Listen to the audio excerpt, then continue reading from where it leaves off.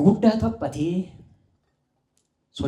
sonaayenu jala silaa guddaa tolchuu jireenyi galgala maaloo guddaa soqaa guddaatu nuu falaa boruufis waa soqee galmaanis nuu galaa.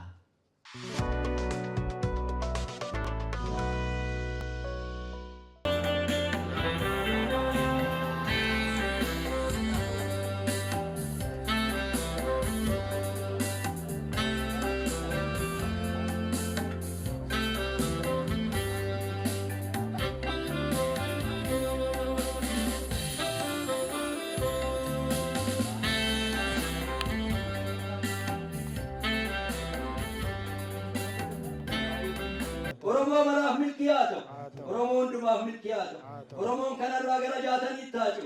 Jaatanii jechaan seenaa ofii barreessuu, seenaa ofii hojjechuu, eenyummaa ofii baruu waan taateef sanatti taatu. Kana waaqni tole haa jedhu. Horaa buraanii banaa gadaan quufan gabbi. Eebbaa kitaaba jaatanii guyyaarraa gaggeessinu sirna ho'aa ta'een namoonni gurguddoon abbootiin dhiyoodhaa alaalaa dhufanii waltajjii kana miidhagsuudhaaf obboleessi keenya cina dhaabatanii nutu si jirraa baga si qabaannee atis baga nu qabaatte waliin ittiin jennee wal miidhagsinee wal bira deemnudha. Kun dhugaa carroomuudha. Akka sabaatti carraa guddaadha. Isaanis ulfaadhu jennaan obboleessi keenya fufaa itti Tokkichummaa Rabbii yaa Waaqayyo si waammannaatii nu dhaga'i. Dhageessu nu owwaadhu. Waan ofii jaalattuun nu jaaladhu. Hamaa jibbitu nu dhag. Hamaa jibbinu nu dhag. Yaa Waaqayyo seenaa keenyaaf dhaloota keenyaaf walitti dhufne isuma kanaafuu galanni siif haa ta'u. Duran mana geenyu galanni siif haa ta'u. Duran mana waliin barbaadnu galanni siif haa ta'u. Ulfinni bara baraan ol siyyaa jedhu. Tola nuu kennite nun gaabbiin. Fufaan immoo lammii jaalataa. Warumsaatu hundeenumsaatu jaalataa. Ilaansoo hallootu jaalataa. Halloo bokkuutu jaalataa. Oromtichatu wal jaalataa. Jaalala kana yaa Waaqi nuu dabal. Fufaarra buute. Mukukkula jedhee mukukkulli qabatte. Mukukkulli mukukkulamte. Mukukkulli ibsatte. Har'a jaataniitti ceete. Jaataniin kun immoo gara hojii taatu.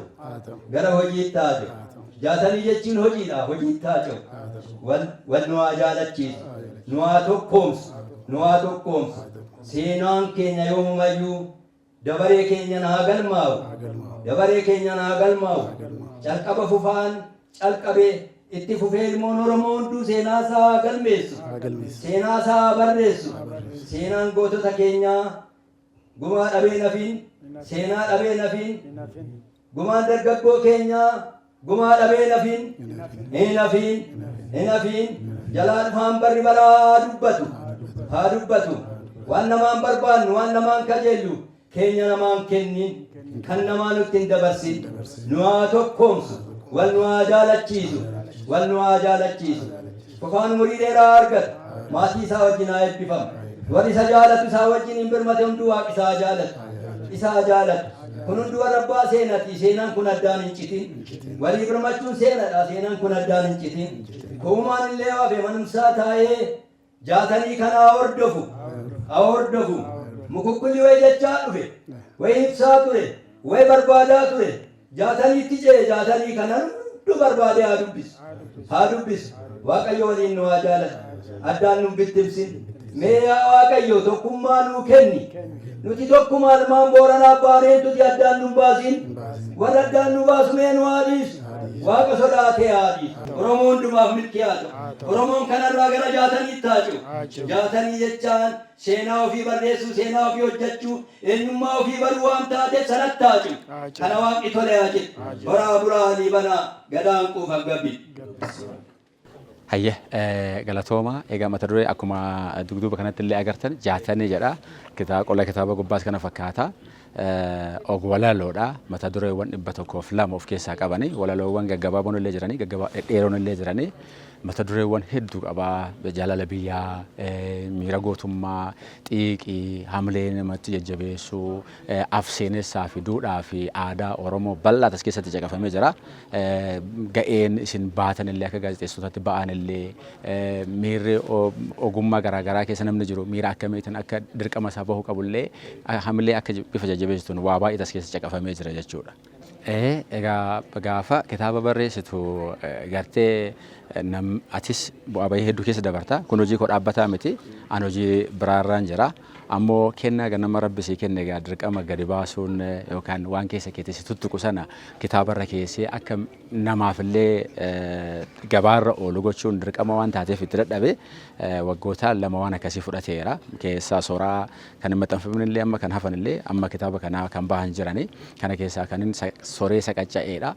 Warreen gargaaran hiriyoonni koo maatii firoottan koo dhiyoo fi halaala jiran hedduudha. Isaan hundumatti duuchumatti guddaa galatooma jechuun hin barbaada. Dhugaadha. Egaa kitaaba barreessuun akka dadhabbii fi ifaajee guddaa qabu beekamaadha. Haa ta'uuti dhaloota boodaa dhufuuf keessattuu waan danda'amu kitaaba qofa miti ogummaa qabatan marattuu jabaachuu akka qabanidha. Gama kitaabatiin immoo qulqullina waan qabu yoo gabaarra oolchan yoo waan qulqulluu ta'e. Ogeessalee ilaalchisanii ogeeyyiin afaanii jiranii ogeeyyiin muuxannoo qaban jiranii akkas gulaalchisanii ofitti amanummaan baay'eessa ta'ee qulqullina waan qabu immoo gabaarra oolchuudhaaf namatti garbaasuudhaaf ogeeyyiin yoo gulaalchisan gaariidha ka jedhuun yaada isaaniif qaba. Lammeessoon akka abdiin kunne har'a manni maxxansaas gatiin ol kaa'aadha. Waa hedduutu nama danqaa eebbisiisuun hin danda'amu. Namni amaleen miira dubbisuu xiqqoo haphataati kan deemaa jiru.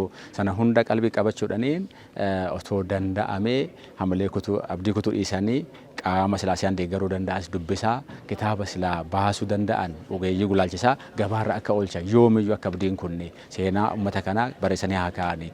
Aadaa fi amantaa duudhaa hawaasi kun qabu yeroo kamiyyuu barreessanii dhaloota egereetiif kaa'uun akka dhaloota keenyaa fi nu duuba jiru illee akka jiraatu abdii guddaan qaba. Amaana isaan irra kaa'us kanuman akka barreessaa giddu galeessaa tokkootti. Hayyee egaa tarii namni lafa kana gubbaa jiru abdiin jiraata. Egeree kitaabota dhibii barreessuu danda'a. Walalowwan weedduu hedduutu jirani.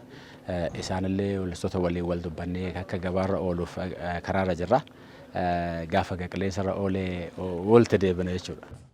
Obboleessa keenya Fufaa karaa milkeessaatiin wal barree waggaa 3 kana yeroo inni mukukkula barreessa kitaaba mukukkula kana ilaalimee jedhanii natti erganii karaa sana wal barree mukukkulli kun akka abbootiin dura kaasaa turan guca taatee qabattee anaaf isaaf ifaa taatee walitti nu fidde sana booda wal leellifannee walitti hafnee har'as walitti deebine hojii biraa tokkoonis wal argine dhumarratti waan isaas waa jechuu yaala. Kanaaf obboleessi keenya kun nama uumamaan aartiin keessaa dhikkifatu. Uumamaan aartiin keessaa dhikkifatu akka kanammoo dho'ee finiin wayiiti.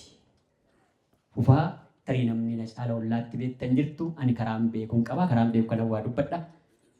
Akka kana nama aartiin keessaa dho'ee mul'atudha. Ganaammoo deemee waan guddaa nama baasu nama waan baay'ee irraa eegnudha.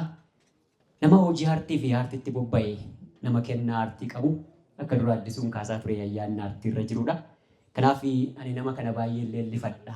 Namoonni as jirtanis jamaan kunis maaloo nama kanaaf galata laadhaa fi guddaa galatoomuu ulfaadha. Waa'ee kitaaba kanaa waa jechuuf kitaabni kun kitaaba aartiiti. Aartiidha. Ogbarruudha. Ogbarruun matuma isaatiin aartiidha. Gooroowwan ogbarruu jennee warri fudhannu sadanuu asoosamnis walaloonis diraamaanis aartiidha. Aartiin immoo amala mataa isaa qaba. Akka inni dura kaasaa ture gulaaluuf illee baay'ee namaaf hin qajeelu. Gulaaluuf illee baay'ee nama rakkisa.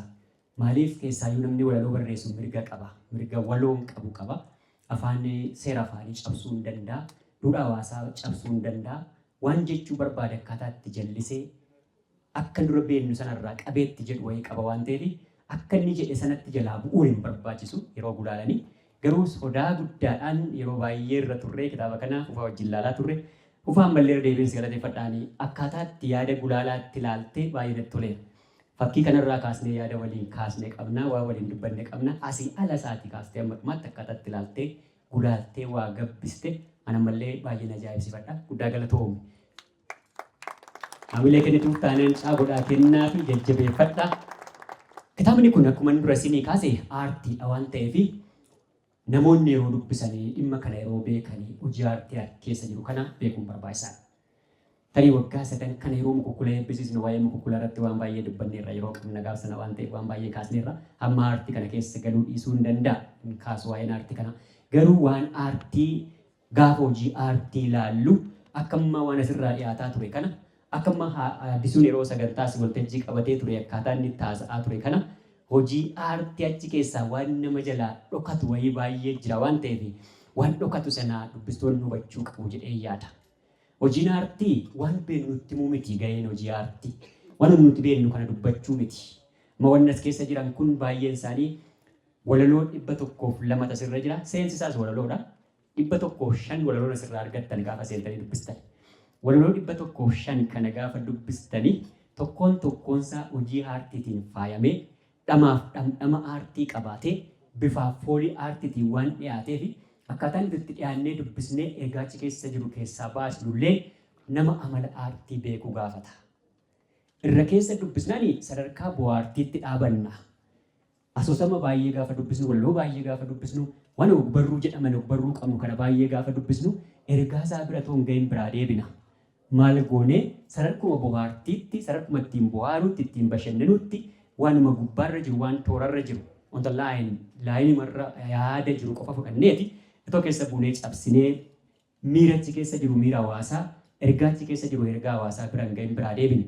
Maaloo ani kan inni dhaamsa isinii dhaamu waan kana gaafa dubbistan walaloowwan 500 isiniin jedhe kana keessaa waan jiru gaafa dubbistan ergaa isaa bira toon ga'in biraan deebina. Miira barreessaa dhimma hawaasaa achi keessa jiru bira toon ga'in biraan deebina. Ogbarruun dhimma hawaasaati. Dhimma hawaasaati. Miira barreessaa qofa miti. Barreessaan miira keessa isaa deddeebu kanaaf dhimma hawaasaa karaa alaalee xiinxalee madaaleen waa jedha malee ogbarruun dhimma hawaasaati. Dhimma hawaasaa kana gaafa dubbisnu, dhimma hawaasaa kana gaafa hubannu akkaataan nuti itti keessa gadi gallee seennee xiinxallee miiraan miira sana bira ga'uuf deemnu qalbeeffannaa guddaa nu gaafata. Qalbeeffannaa guddaa sanaan nama dubbisetu miira silaachi keessaa barbaadamu, ergaachi keessaa barbaadamu bira ga'a waan ta'eef kan akkasiin xiyyeeffattan baay'een barbaada. Maaliif wanta sirra jiru kun waan baay'een isaa mata duree isin beektanidha. Mata dureen isin beektan baay'een as keessa jira. Mata dureen nuti beeknu baay'een as keessa jira. Wanti nuti beeknu, wanti nuti quba qabnu baay'een as keessa jira. Garuu inni nuti quba qabnuu fi inni hojii aartiitiin ogeessi aartii kun dubbatu maali tokkuma waluma gitaayee waan jedhu kana fageessinee ilaaluun barbaachisaadha. Wantoonni inni qabatu waan baay'eedha. Qabiyyeen kitaaba kanaa waan baay'eedha.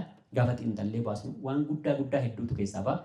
Kanan dura gaafa mukukkulee eebbisnu waadaa gallee turre hin xiinxallaa hin ilaallaa inni waan baay'ee isaa xiinxalaa jirra. Qacarraa ta'ee poost giraajuweetii kilaasii waan dhaabateef barattoonni sadarkaa maastariif sana walitti baratan baay'ee waan hin jirreef malee waan xiinxalame sana faayindiingii qorannoo sana iyyuu si biraan geenya ture fufa ammayyuu wanti hojjetame wanti ilaalame waan baay'ee hin jiruufi ogbarruu kee kanaan ogbarruu asoosamoota jajjaboo walaloowwan jajjaboo hojiiwwan aartii jajjaboo nuti qabnu keessatti lakkaa'ee tananni si leellifadhe fufa guddaa galatoomi kan jedhee tura deddeebi'uuf kanaafi wanti as keessa jiru kun dubbistootas kana gaafata, kana beekuu gaafata. Waa'een biyyaa ka'eera, waa'een qe'ee ka'eera, waa'een qabeenyaa ka'eera, waa'een hawaasummaa ka'eera as keessatti mata duruma ilaaltanii waama gaggabaabaa irra keessa jiru bira hin darbina. Waa'een qorqalbii jira as keessa, eenyummaan jira as keessa, eenyu nuyi, who we are, eenyu nuyi, eenyu an jechuu qabna gaafa kitaaba kana dubbisnu, gaafa waan as keessa jiru kana dubbisnu. Aadaan jira, duudhaan jira, wanti tafe hin jiru as keessa. Waa'een uumamaa jira, naannoon jira, hireen jira, gaheen nuti qabnu, hireen nuti qabnu jira, gorsi jira.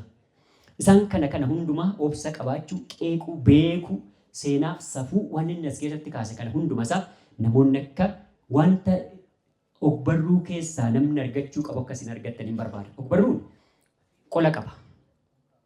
Muuzii nyaachuuf qola isaa irraa kaasuu nu barbaada. Burtukaana nyaachuuf qola isaa irraa baasuu nu barbaada. Akkuma kana ogbarruunis qola qaba. Dubbii ala eeginaa, dubbii ala hin barbaadinaa, dubbii ala hin barbaadnu gogaa isaa irraa kaasna. Foon lafee irraa duguugna, lafee cabsina, dhuka lafee keessa jiru bira geenya, gaafsan ergaa bira geenye jedhama. Kanaaf akka kanatti dubbistanii dhuka inni achi keessa dhoksee kaa'e kana bira akkasiin geessan. Akkan dura tuttuqee bohaartii bira dabartanii ajaa'ibsiifannaa bira akkasiin geessan. Ogbarruu appirisheetiin godhu namni, appirisheeshinii biraan gahu namni Bu'aartii dhumarratti dhaabatan, entertainmentii dhumarratti dhaabata. Akkasiin as geessanitu barbaadama. Kana bira akkasiin geessanii barbaada. Gabaabsee walaloo tokko isinii dubbiseen, walaloo isaa keessa walaloo tokko isinii dubbiseen yaada kana walitti qaba, dubbistootaaf yaada kana walitti qaba. Ilkeessaan koo achi ilaalaa jira, na eegaa jira yaadaan namoonni fagootti galu jedhee baay'een dubbadhu toon PowerPointiin qaba asirra PowerPointii sana ibsuuf waa jejjechuuf naan eeyyamamus yeroon isinaan kennatu gabaabseetuman walaloo tokko isinii dubbisa asirra. Kitaabuma isaarraa waan inni jedheen isinii dubbisa. Guddaa da'oo ta'u akka odaa bal'atee kan hundaa danda'u xiyyoo isaa argate isa bobaa qoobsu gaafa nam rakkate guddaa mana dha'uuf isa ko'oommateef kan egeree beekee fagootti atuummatee isa waan nu qabsiisu kan darbe yaadatee nama guddaa soqaa jabaa gurra gaarii isa mataa malee garaan keessa harri irraa waa coranna faana teenyee marii har'aa boru hin jennu waarii hanga barii ittiin beeknu qabaa dhaloonni jabanaa guddummaa sadarkaa silaa ollaata manaa guddaa gama jiru nu hin ceene gama nu hin ceenu gamanaa guddumarraa maqnee akka hin jirre taana guddaa sachi dhiifnee xiqqaa jala yaana warra baallee baasee dacheerra barrisu guddooma tuffatee xiqqeenya farrisu guddaaf gatii dhabee egerees rakkisu haada laga hin ceeneen labata sarkisu yeroo xiqqoon burqee yaa'etu yaandisu guguddaa taphatee sonaayeenu jala silaa guddaa tolchuu jireenyi galgala maaloo guddaa soqaa guddaatu nuu falaa boruufis waa soqee galmaanis nuu galaa guddaa galatoomii fufaa guddaa soqaa guddaa keessan jabeeffadhaa ergaas keessa jirtuu badhaa guddaa keenyaa jabeeffannu fufaa cinaa dhaabannu habibnu haa dubbisnu waan dubbisne haa hubannu dhufadhaa galatoomaa kitaabni kun guddaa hin qabu.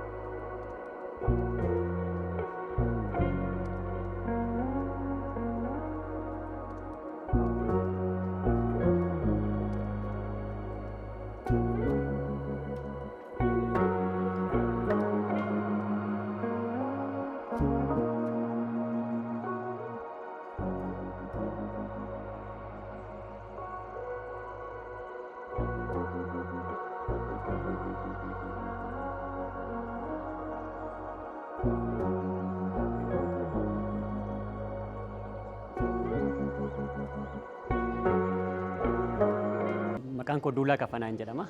Kitaaba jaatanii kana gulaaluuf xiinxaluu isaarraa kaasee quban qaba. Gulaala kitaaba kanaati. Jaataniin moggaasuma maqaa isaarraa waan guddaaf keessaa qaba. Jechi kun baay'ee dhimma itti ba'ama. Tarii yeroo ammaa kana namni quba qabaachuu baatu malee jaatanii qabnaa jedhani. Jaatanii qabnaa, sirna qabnaa. Jaatanii jechuun samma karooraaf sagantaa jennu wayiiti. Sagantaa qabnaa, hojii wayii qabnaa, dhimma wayii qabnaa, haajaa wayii qabnaa jechuu isaati hawaasni jaatanii qabna gaafa jedhu. Kitaabni kunis jaatanii jedhamee moggaafame. Jaatanidha. Dhimma sirna karoora sagantaadha. Waan dhimma hawaasaa wayita as keessa jira waan ta'eef moggaasa sirriidha. Maqaan kun gaafa gullaallus gaafa laallu gaafa xiinxallu hiikni maqaa kana keessa jiru waan bal'aadha. Waan bal'aadha. Kanaaf wanti as keessa jiru akkuma maqaasaa jaatanii hawaasaati. Kitaabni kun kitaaba bal'aadha. Walaloo baay'ee of keessaa qaba. Walaloowwan tokkoon isaanii dhimma qabatanii jiran qabu. Dhimmi isaan qaban waa'ee biyyaan kaasu, waa'ee qe'een kaasu, waan hawaasaa kaasu, dhimma hawaasni qe'eesaatti qabuuf qe'eesaa jiru kana kaasu, waan aadaa hawaasaa kaasu, muka dhaabaafaa kaasu. Walaloo kana keessatti gaafa seentanii argitanii dubbistanii argitu waa'ee sirna hawaasaa kaasu, dhimma hawaasaa kaasu, beekumsa hawaasaa kaasu. Karaa biraatiin seenaa kaasu. Seenaan kaleessa ture har'a maal akka ta'e wanni kaleessa darbee kaleessa har'a keessa jira har'i borutti ce'aa seenaadha. Seenaa akkasii kana qaba kitaabni kun. Waan seenaa ta'uu qaba, waan aadaa ta'uu qaba, waan afaan ta'uu qaba. Gorsa qaba. Beekumsa kaleessa ture, beekumsa abbootii bira ture, beekumsa xabboo, beekumsa dur jiru wayii fidee nutti agarsiisa, nutti hima. Kanaaf walaloowwan tokkoon isaanii qabiyyeen isaan qaban dhimma hawaasaa hedduudha. Walaloo tokko keessaa iyyuu dhimma hawaasaa baay'ee arguu dandeenya. Asirratti immoo walaloo baay'ee tas keessa jira. Walaloo hedduu tas keessa jira. Walaloowwan jiran kana hunda isaanii keessa dhimmi jiru qabiyyee kitaaba kanaati. Bal'aadha. Kana sana jennee waan tokko lama jennee keessaa baanu miti. Waan aadaa qabaa, afaanii qabaa, seenaa qabaa, waan qorqalbii qaba. Qorqalbii qaba. Eenyummaa qaba. Eenyu akka taane akka keessatti of ilaalan. Eenyu akka taane akka keessatti waa xiinxalan waan hunda kana qaba. Waan ta'eef qabiyyeen isaa bal'aadha siin jechuudha gabaabatti. Qabiyyee bal'aa qaba. Egaa baay'ee jedhameera Jaalaa Addisuun waa danuu dubbatee kitaabni kiyya kanaan dura Mukukkulaa waggoota 3 darban kana keessa kan maxxansiise Mukukkula ibsannee jaataniitti baanee jaataniin immoo Mukukkula irra xiqqoo qulqullinaanis qabiyyeedhaanis Mukukkula irra fooyyee qaba danuutti dadhabeera. Dhufuu keessaniif ammallee guddaa isin galateeffadha. Dubbisaa warra hafee qaqqabsiisaa. Tarii ergaa gabaabduun har'a hoogganaan waajjiraa ni barreessaa, warri barataas ni barreessanii namni xiqqoo waa katabuu fi dubbisuu danda'u martuu ni barreessa. Waan barbaade barreessuu danda'a. Seenaa haa ta'u, si'eessituu haa ta'u, walaloo haa ta'u, asoosama haa ta'u, baacoo yookaan diraamaa haa ta'u namni martuu ni barreessa. Namni dubbisu jira yoo jenne garuu ani sinumaaf inni isaa waamuma argaa jiru har'a sagantaa hedduu jira akka carraati magaalaa Finfinnee keessas naannoo magaalaa Finfinnee sagantaa hedduu jira. Gaariidha waan barreeffamaa barreeffamu garuu qulqullina irrattis fuulleffachuun bayeessa jedheeti yaada. Hawaasa keenyas qulqullina barreeffama sana gargar baafatee akkamiin duukaa bu'uu akka danda'u isaanuma beeka. Kanaaf barri keenya kun bara bayeettidha jedheen bira dabraa bara garagalchoon jedhe xiqqoo dhaloonni bara kanaan akoomachuu danda'a. Barri taanu barri arfeessoo maal taate kan jedhudha kan gaafii ta'aa jiru. Maaliif yoo jettan afseenessi duudhaan safuun safeeffannaan hawaasa keenya keessa jiru bal'aadha. Sana gad baasnee hin finne waa danuutu nu hafa. Garuu hamaleen dubbisuu hin jiru taanaan inni barreessuus akka eeboon waraanuuf darbatame yoo qilleensa irratti qarri cabe waraanuu hin danda'u jechuudha. Akkas ta'a.